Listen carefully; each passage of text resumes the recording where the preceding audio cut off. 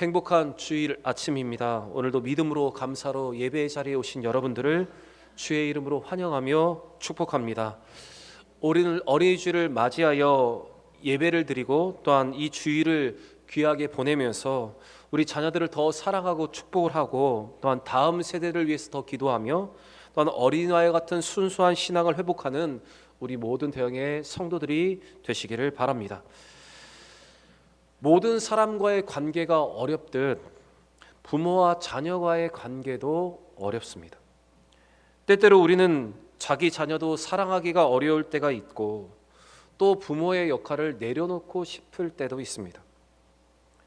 요즘 세상의 흐름을 보면 자녀를 낳았지만 그 자녀를 끝까지 책임지지 못하는 수많은 부모들을 보고 있습니다. 우리가 이러한 세상의 흐름을 보고 때로 자녀를 사랑하기 어려울 때를 만나고 부모의 역할을 내려놓고 싶을 때 또 부모에게 버림받은 상처가 있을 때 여러분 우리가 기억해야 하는 것이 있습니다. 그것은 우리 아버지 하나님께서는 우리를 포기하신 적이 한 번도 없다는 것입니다. 시편 27편 10절에 시인은 이렇게 고백을 합니다. 우리 같이 한번 읽어보겠습니다. 내 부모는 나를 버렸으나 여호와는 나를 영접하시리다. 여러분, 부모가 우리를 버릴지 모르지만 하나님은 우리를 포기하지 않고 우리를 영접하여 주는 분이십니다. 또 우리가 신앙생활을 하다가 세상으로 돌아갈 때가 있습니다. 제 발로 세상으로 돌아갔다가 다시 주의 품으로 돌아올 때가 있습니다. 그런데 여러분, 우리가 주님께로 돌아오는 이유는 하나님의 몽둥이와 하나님의 채찍이 무서워서가 돌아오는 것이 아니라 언제나 변함없이 우리를 기다리시는 그분의 사랑 때문에 우리는 다시 그의 품으로 돌아오게 되는 것입니다. 누가복음 15장 20절에 그 탕자의 비유에서 그 탕자를 기다리던 아버지와 같은 그 사랑이 우리가 알기 때문에 우리는 아버지의 품으로 다시 돌아오는 것입니다. 여러분, 우리 아버지 하나님이 우리에게 그런 존재이십니다. 하나님이 우리에게 이런 존재이신 것처럼 여러분, 우리도 우리 자녀들에게 이런 존재가 되어야 합니다.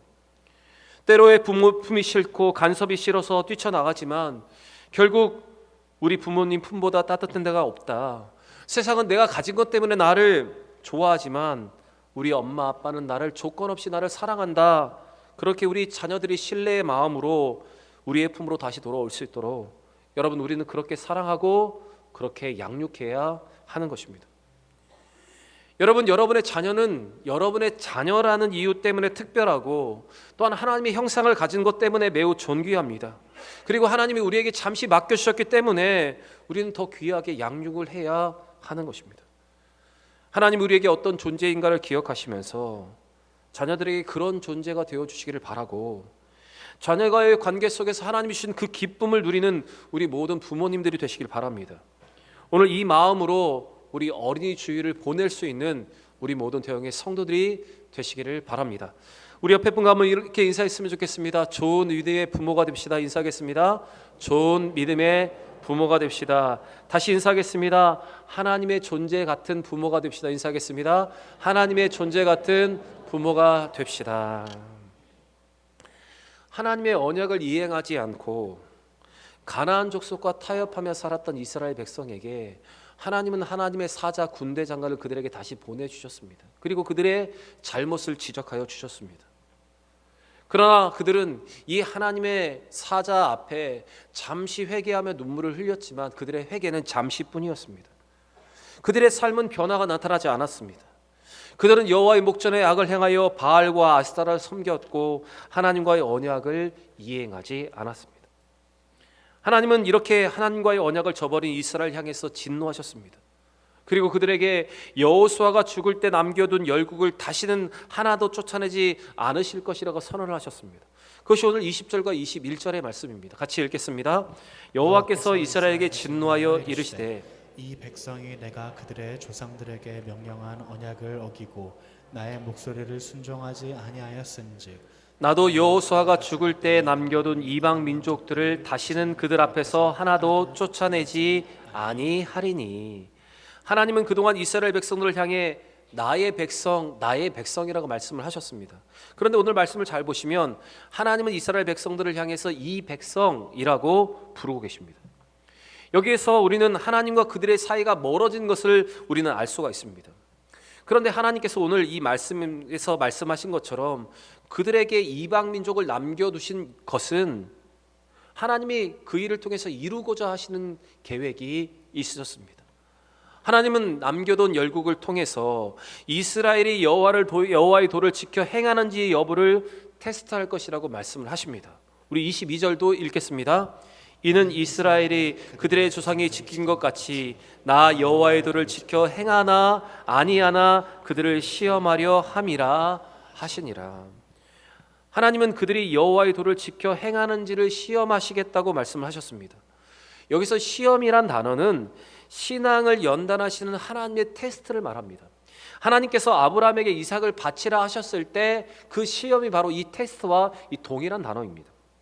하나님은 당신의 백성이 여호와의 길로 행하는지 행하지 않는지를 시험하기 위해서 이방 민족들을 그들 가운데 남겨두셨습니다. 지금 하나님은 그들의 징계를 통해서 그들의 믿음을 다시 한번 돌이켜 그들의 믿음을 연단하고자 하시는 것입니다. 오늘 사사기 23절의 기록에서 이 사사기를 기록한 저자의 설명도 하나님의 마음과 동일합니다. 하나님께서 믿음의 사람인 여호수아가 정복을 완수하지 못하게 하신 이유도 바로 그들을 시험하기 위함이었다. 성경은 이렇게 말하고 있습니다. 여러분, 만약 여호수아가 가나안의 모든 대적들을 다 진멸했다면 그 다음 세대는 하나님의 말씀에 대한 개인적인 헌신을 점검받을 방법이 없어졌을 것입니다. 여기서 우리는 하나님의 지혜와 하나님의 섭리를 우리는 발견하게 됩니다. 여러분, 우리에게 남아있는 이 고통의 문제들은 우리의 범죄로 말미암아서 생긴 것일 수도 있고, 또한 말씀에 대한 우리의 헌신을 성장시키기 위해서 우리에게 주신 은혜의 방편이기도 하다는 사실을 여러분, 우리는 기억해야 합니다. 하나님은 가데스 바네아에서 불신앙으로 가나안을 바라보았던 이스라엘 백성들에게 불평과 원망으로 다시 애굽으로 돌아가자고 말했던 그들에게 징계를 내리셨습니다.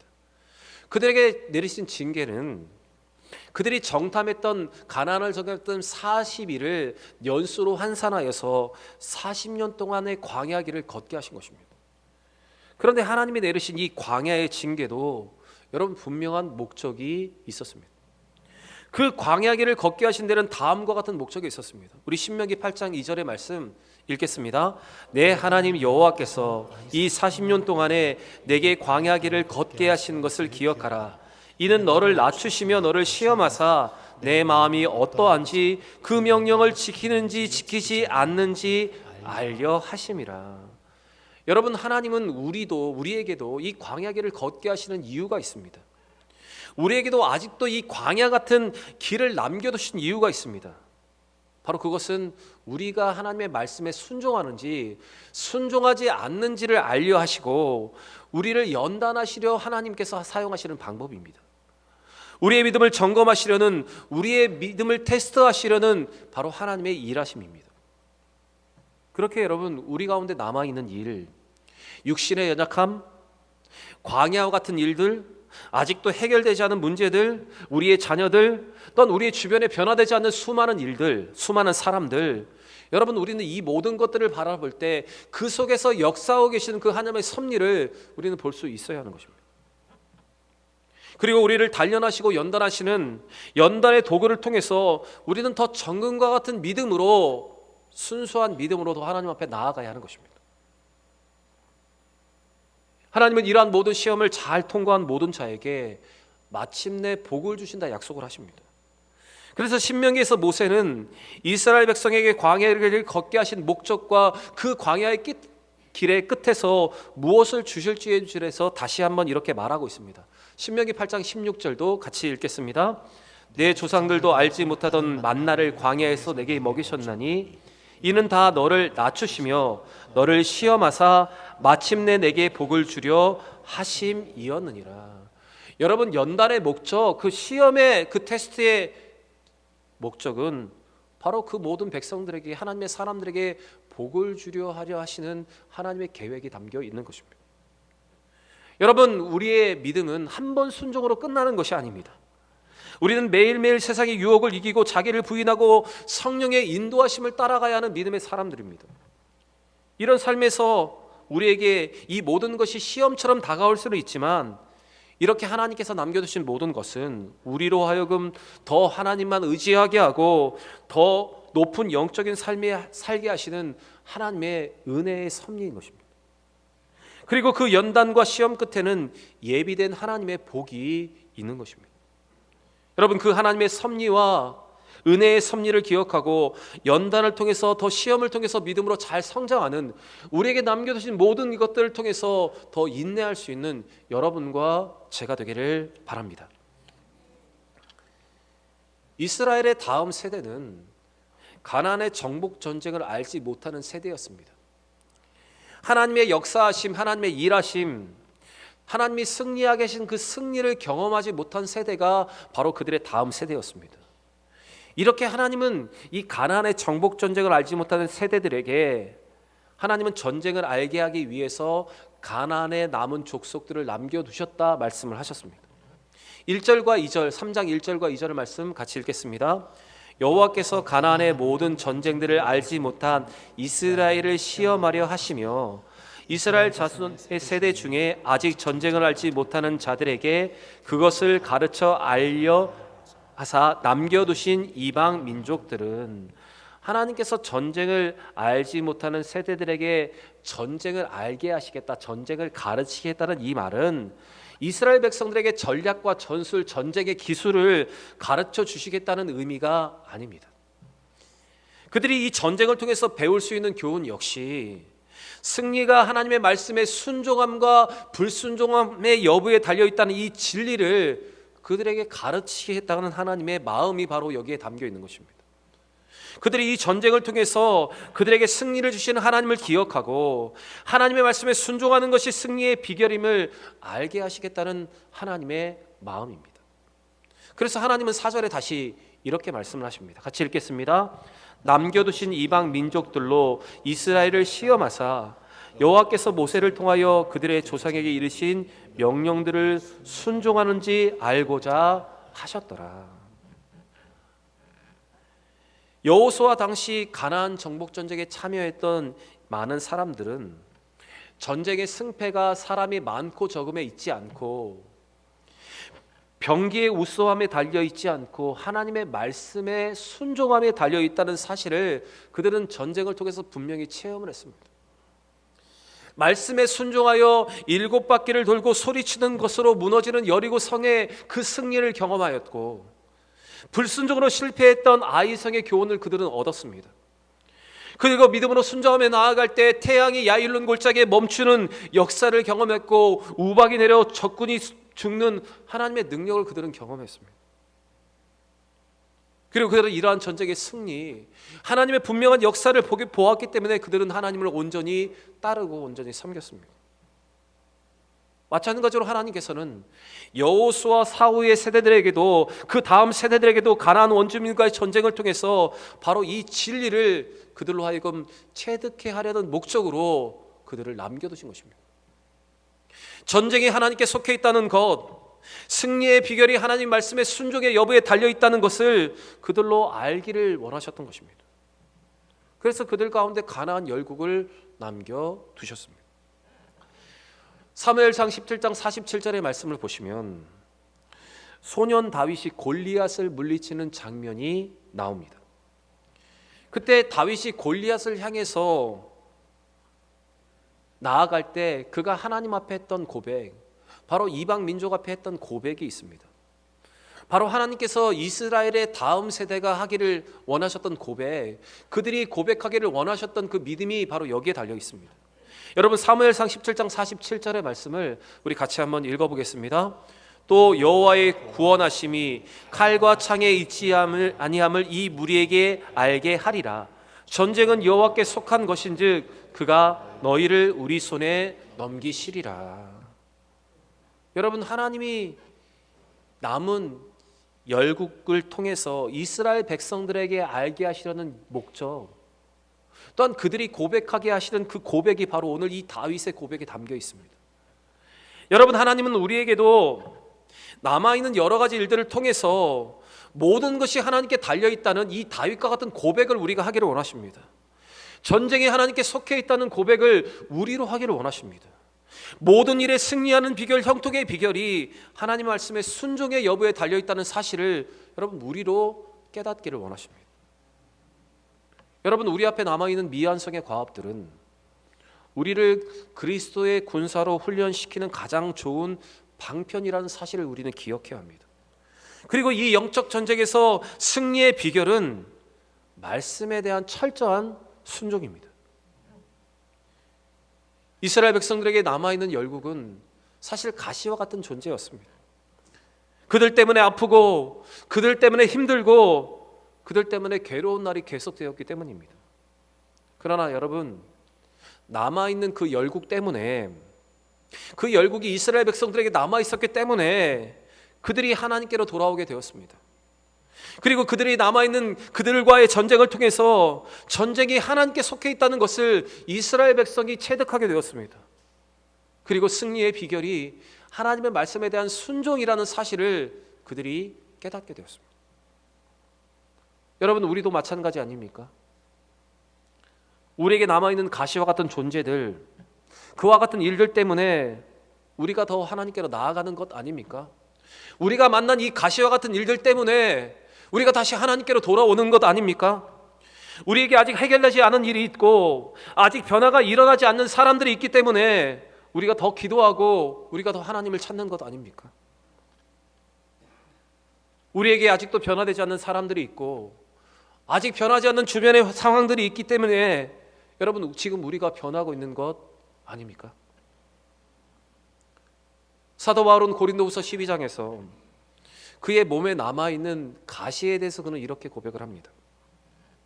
많은 성경학자들이 이 사도 바울에게 남아있었던 이 육체의 가시에 대해서 바울이 가지고 있었던 지병이었다, 그가 가지고 있었던 간질병이었다 말하기도 합니다. 어쨌든 바울에게는 기도해도 해결되지 않는 육체의 가시, 육체의 질병이 남아 있었습니다. 이것에 대해서 그는 이렇게 고백을 합니다. 자기를 너무 자만하지 않게 하시려 하나님이 이 모든 것을 주셨다. 이것이 바울의 고백입니다. 우리 고린도후서 12장 7절의 말씀 우리 같이 한번 읽어보겠습니다. 여러 계시를 받은 것이 지극히 크므로 너무 자만하지 않게 하시려고 내 육체의 가시 곧 사탄의 사자를 주셨으니 이는 나를 쳐서 너무 자만하지 않게 하려 하심이라. 여러분, 이 바울의 고백에서 너무 자만하지 않게 하려 하심이라는 고백이 여러분 두 번이나 반복적으로 나타나고 있습니다.